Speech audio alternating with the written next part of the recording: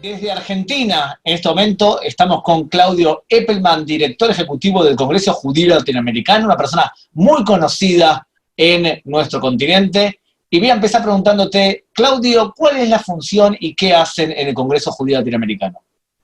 El Congreso Judío Latinoamericano es la organización que reúne a las comunidades judías de cada uno de los países y a su vez es la rama regional del Congreso Judío Mundial. ¿Qué significa esto? Que las comunidades judías se congregan, se componen y hacen una comunidad de comunidades. La comunidad de comunidades del Congreso Judío Mundial y en Latinoamérica el Congreso Judío Latinoamericano. De esta manera ponemos en contacto a las comunidades, a sus presidentes, a sus jóvenes, a sus referentes, para ir tejiendo una red que va uniendo a cada una de las comunidades, permitiendo que una interactúe con la otra, que aprenda una de la otra y que a veces también tenga la capacidad de poder enseñar alguna cosa que aprendió a otra que lo necesita. ¿Y cuáles son los desafíos más importantes que están enfrentando ustedes? No digo tras la pandemia, porque todavía no han salido del continente, pero antes, digamos. Bueno, hoy, digamos, tenemos por lo menos 3 agendas. La agenda antes de la pandemia, durante la pandemia y vaya a saber lo que viene después de la pandemia. Son, creo, 3 agendas totalmente distintas. El Congreso Judío Latinoamericano, antes de la, digamos, en su agenda de trabajo, antes de la pandemia, durante la pandemia y seguramente después de la pandemia va a mantener la misma temática, los mismos ejes de trabajo. Seguramente vamos a cambiar la modalidad, las formas en que lo hacemos. La agenda de trabajo del Congreso Judío Latinoamericano tiene que ver con la relación de las comunidades judías con el mundo no judío, tratando de ayudarlas a entrelazarse con la sociedad, con los gobiernos, con los organismos internacionales, para poder defender algunas cosas que tienen que ver con un concepto muy central, que es la posibilidad de los judíos de vivir en el país que quieran. ¿Qué quiere decir esto? Que para los que los judíos puedan vivir en cualquier país, tienen que respetarse sus derechos de minoría. El país sería deseable que comparta algunas ideas que tienen que ver con el respeto a la democracia, a los derechos humanos, y en ese sentido es que el Congreso trabaja para que cuando un judío decidió vivir en un país, tenga el derecho de hacerlo, ya sea un país de la diáspora, así mismo como Israel. Que los judíos también puedan tener el derecho de vivir en Israel, que nadie pueda criticar el derecho de los judíos a Israel, que nadie pueda criticar el derecho de los judíos a vivir donde quieran, y que nadie pueda hostigarlos por querer ser judíos en el país que decidieron estar. ¿Y durante la pandemia? Durante la pandemia estamos aprendiendo a trabajar de nuevos modos, trabajando de nuevo siempre esta misma agenda. ¿Por qué? Porque, ¿qué quiere decir que los judíos puedan vivir como judíos? Atacar a los judíos en su condición de tal es negarle la posibilidad que se puedan desarrollar como comunidad. Y cuando aparece el antisemitismo de la pandemia, el antisemitismo que responsabiliza a los judíos de ser los artífices de esta enfermedad, terrible enfermedad que atraviesa el mundo, es cuando se ataca esta posibilidad de los judíos de seguir viviendo en su condición de judíos. De la misma manera que participamos también en la conmemoración de las festividades de la comunidad, pero nosotros no solamente lo hacemos con la comunidad, sino también desde la comunidad, porque nos gusta compartir nuestras festividades, nuestras alegrías con el mundo, tratar de contar y de compartir, de enseñar de qué se trata esto de las festividades judías, y lo hicimos también por Zoom, lo hicimos también sobre plataformas digitales, tratando de compartir esta nueva tecnología que hemos aprendido, que sin lugar a dudas se quedará y nos hará más ricos en nuestras formas de construir comunidad y de comunicarnos.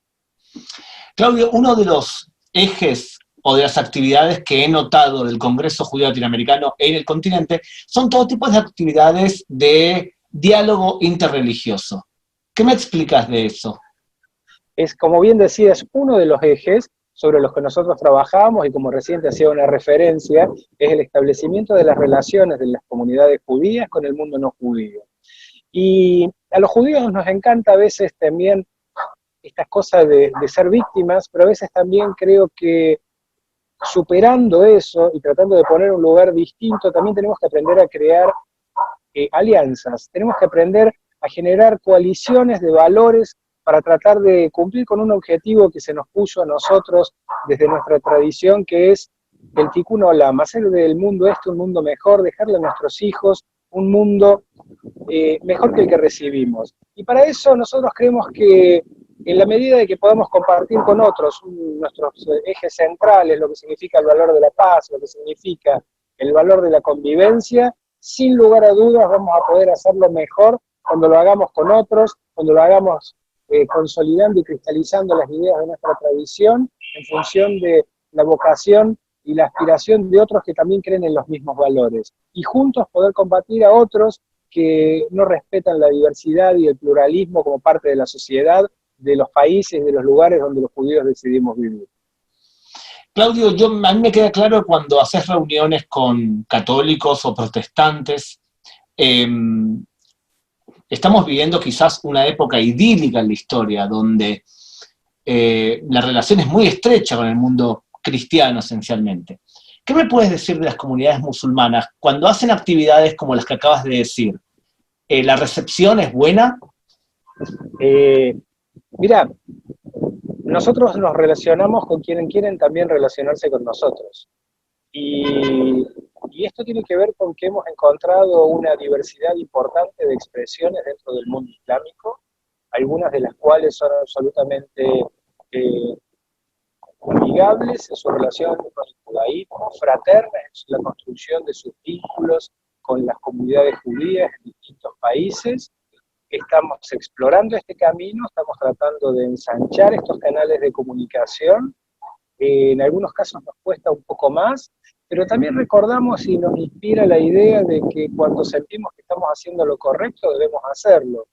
Normalizar la relación con la comunidad católica, básicamente con la Iglesia Católica, y a partir de ahí, como decía, con el cristianismo en general, nos tomó casi 2000 años.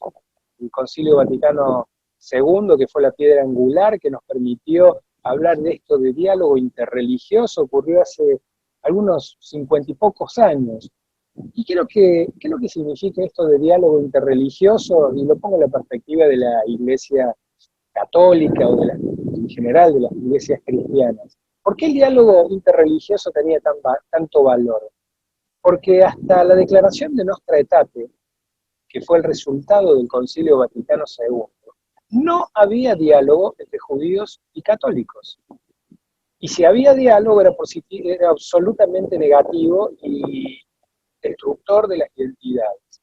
Entonces, ¿qué significó y cuál era el valor de este diálogo? Lo que descubrimos y nos redescubrimos en el sentido de hijos y herederos de una tradición común y el cristianismo con sus raíces dentro del judaísmo, es que cuando nos conocemos e interactuamos, vencimos los prejuicios y fuimos capaces de conocernos y de reconocernos nuevamente sobre los estereotipos que teníamos. El diálogo lo festejamos porque no hubo con la Iglesia Católica.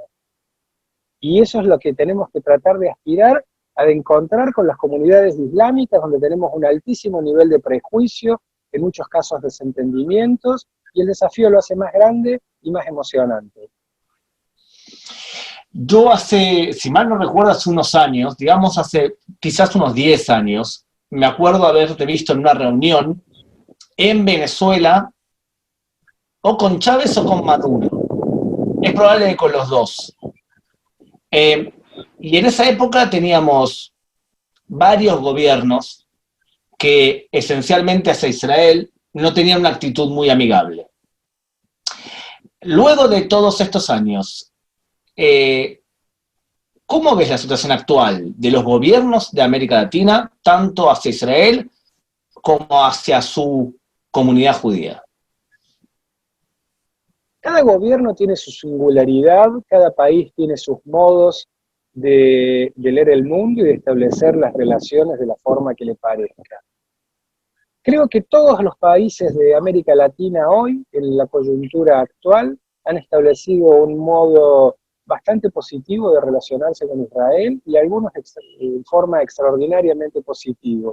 Los otros días hemos escuchado que el primer ministro Netanyahu conversó telefónicamente con dos de los presidentes de la región, con el presidente de la Argentina, Fernández, con el presidente de Colombia, Duque, quienes lo felicitaron por este nuevo gobierno que logró construir la sociedad israelí para los próximos años.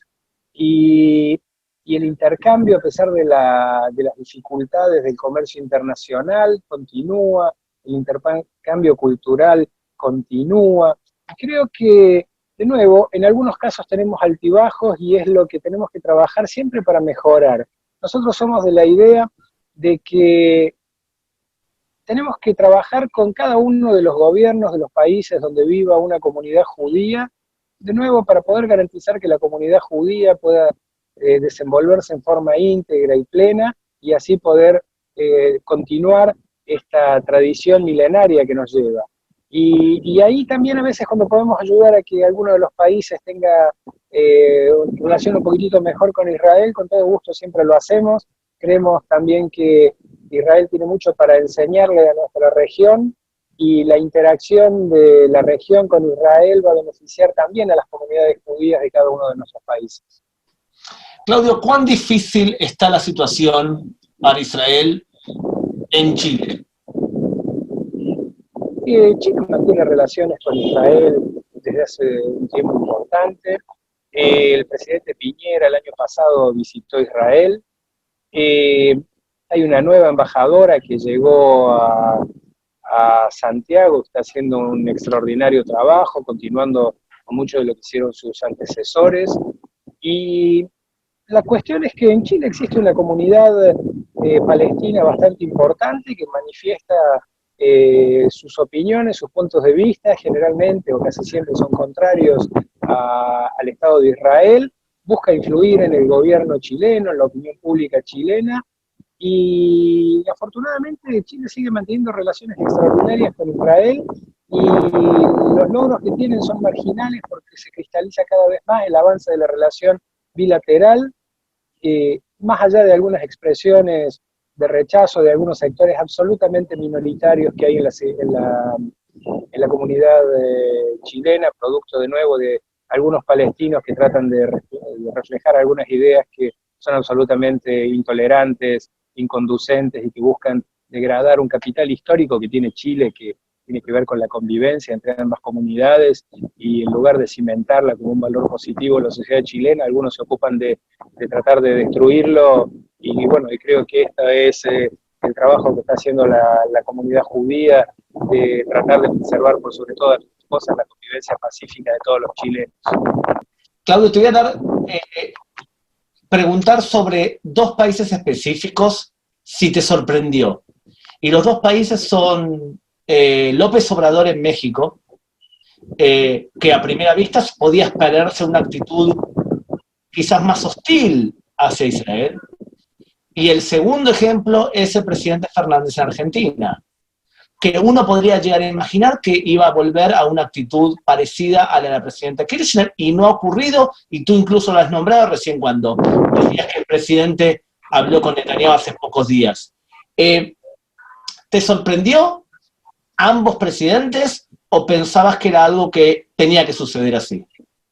Mira, yo creo que Israel es un hecho histórico, geopolítico, incontrastable, y creo que parte, digamos, de esto tiene que ver con la lectura que están haciendo ambos presidentes de la situación del mundo. Y cuando ambos leen la situación del mundo, definitivamente encuentran a Israel como uno de los principales actores tecnológicos, científicos, sociales, culturales, y los lleva a establecer vínculos. De nuevo, todos queremos vincularnos con quien más sabe, con quien más desarrolla tecnología, y en ese sentido creo que bienvenida a ambas respuestas. De vuelta que, de nuevo, a veces nosotros conjeturamos y trabajamos escenarios posibles y decimos que esto a veces puede ser mejor o a veces puede ser peor, pero siempre cimentamos y vamos haciendo estas pequeñas acercamientos entre personas, tratando de acercar estas pequeñas opiniones, colaborando con las embajadas, por supuesto, en ambos países que trabajan para formalizar y acentuar todos los vínculos entre ambas naciones. De nuevo, fueron dos sorpresas, pero dos sorpresas absolutamente lindas. O sea, cuando el presidente Fernández, y esto lo voy a decir como argentino, anunció que su primer viaje al exterior iba a ser el viaje a Israel, y vaya tema que eligió el Foro Mundial de Recordación del Holocausto, sin lugar a dudas, produjo una alegría inconmensurable, un acto de política absolutamente claro y contundente, y bueno, y ojalá siempre podamos seguir en el camino de que Israel pueda ayudar a nuestros países y que nuestros países puedan ayudar a la construcción de la paz en el Medio Oriente y que las comunidades judías puedan hacer su aporte, y creo que en esto es beneficioso para todos la relación que cada uno de los países de América Latina pueda tener con Israel. Es bueno para los países, es bueno para Israel y para todos los judíos. Claudio, ¿has tenido ya contactos con los nuevos representantes del gobierno de Bolivia? Tenemos algunos contactos todavía muy pequeños porque esta cosa nueva que nos ha pasado, que se llama pandemia, nos ha hecho suspender, nos ha hecho cambiar muchos de nuestros modos y suspender algunas actividades y por sobre todo cosas, viajes que teníamos previstos. Entonces tenemos demorado el contacto mucho más estrecho con el gobierno boliviano, con quien sí mantenemos algunos contactos, pero que son los contactos preliminares que estaban avanzando para poder hacer una visita a La Paz y que quedó postergado y que va a estar postergado unas cuantas semanas más. Y si hoy pedirías una reunión con el gobierno venezolano, como lo hiciste en el pasado, ¿pensás que te recibirían? No me caben dudas de que así sería, y cada vez que hemos tenido necesidad en los últimos años, ya sea con el presidente Chávez o con el presidente Maduro, de poder llevar, acompañando algún tema del interés de la comunidad judía de Venezuela a sus autoridades nacionales, lo hicimos. El actual presidente, cuando ocupaba el rol de canciller, es la persona que el presidente Chávez había delegado establecer el vínculo con la comunidad judía y con el Congreso Judío Latinoamericano. Entonces, con el presidente Maduro, en su anterior rol de canciller, nos hemos encontrado una importante cantidad de veces, por supuesto que también como presidente de la República. Y creo que, de vuelta, cada vez que la comunidad lo necesite, cada vez que podamos aportar a mejorar las condiciones en que los judíos en Venezuela viven, mejorar las condiciones de Venezuela para que los judíos vivan mejor, lo vamos a hacer, y no me caben dudas de que vamos a poder establecer el mecanismo de relacionamiento como lo hicimos en el pasado. Pregunta final, Claudio, ¿cómo explicas ese sentimiento tan estrecho que tiene tanto hacia ti como al pueblo judío el Papa, su santidad el Papa Francisco? Yo conocí a un cura viejo, acá en Buenos Aires, que estaba pensando en su jubilación, y lo conocí hace casi 15 años, y compartíamos algunas reflexiones del trabajo, de la situación en la Argentina, de la realidad. Algunas veces, muchos años, compartí con él la cena de Navidad, y resulta que este cura viejo que pensaba en su jubilación y dónde iba a vivir y cómo iba a ser su futuro, un día viajó a Roma y no volvió más, y se quedó allá. Y cambió su nombre de Jorge Bergoglio a Francisco, cambió sus ropas negras por ropas blancas, pero siguió siendo la misma persona con quien había logrado establecer un vínculo personal y que gracias a Dios logramos sostenerlo más allá del nuevo rol, del importantísimo rol que él ocupa. Y creo que esto es parte de las características de Jorge Bergoglio, hoy Francisco, el poner en un primer lugar de prioridades los vínculos personales, el relacionamiento directo. Lo hizo como arzobispo de Buenos Aires, lo sigue haciendo como papa, y creo que en esa lógica es como te puedo explicar que, no sé, yo no sé si los papas hacen amigos nuevos, probablemente sí, pero sin lugar a dudas Jorge Bergoglio supo conservar a los amigos viejos. ¿Cómo te enteraste que había sido nombrado papa? Estábamos en la oficina trabajando, estas cosas que tiene el modo de la iglesia, que de repente salió de una chimenea humo blanco, lo cual decía que se había elegido papa, y bueno, expectantes a ver de qué se trataba. y tratando de seguir en directo la transmisión que creo los canales de televisión del mundo estaban haciendo de ese momento, y de repente aparece el cardenal Turán en el balcón, que es el que anuncia que Jorge Bergoglio, desde ese momento Francisco, iba a ser el sucesor de Pedro, y fue una cosa doblemente emocionante. La primera, verlo salir al balcón, y la segunda, la cantidad de llamados telefónicos, de mensajes que empecé a recibir en forma inmediata de muchos amigos, de mucha gente que sabía que lo conocía, de mucha gente que sabía del vínculo que tenía y que había construido con Jorge Bergoglio, lo cual multiplicaba la emoción de saber que mucha gente también estaba contenta de saber que él estaba en ese lugar. Algo de Yajne, de puro chusma nomás. En las últimas veces que has hablado con él, ¿no le has preguntado hasta qué punto le gusta su representación en la sensacional película de Netflix de los dos papas? Sí, por supuesto que le pregunté, y la respuesta de él es absolutamente clara. Eso es lo que interpretaron ellos. Y de esa manera él expresa su silencio al respecto. Muy bien. Claudio Epelman, muchas gracias por tu tiempo y felicitaciones por el trabajo que hacen en beneficio de todas las comunidades judías del continente, y un abrazo grande de mi parte. Gracias a vos por todo lo que ustedes también hacen en beneficio del pueblo judío todo.